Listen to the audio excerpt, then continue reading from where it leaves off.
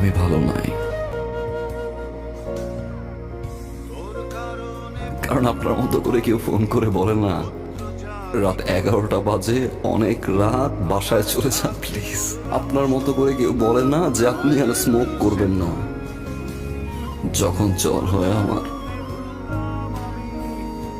আপনার মতো করে আর কেউ আমাকে যত্ন করে না।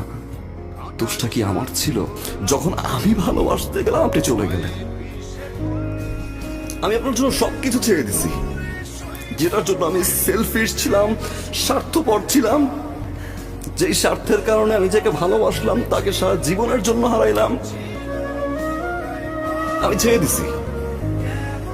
একটু সময় দিতে পারতেন, তাই না? আমারও তো আপনাকে ভালোবাসতে হবে। আমি তো ডিসঅনেস্ট ছিলাম না, আপনি একটু সময় দিতে পারতেন। ওকে ফাইন, আপনি আমাকে ছেড়ে চলে যেতে পারতেন, আমি আবার বুঝিয়ে নিয়ে আসতাম।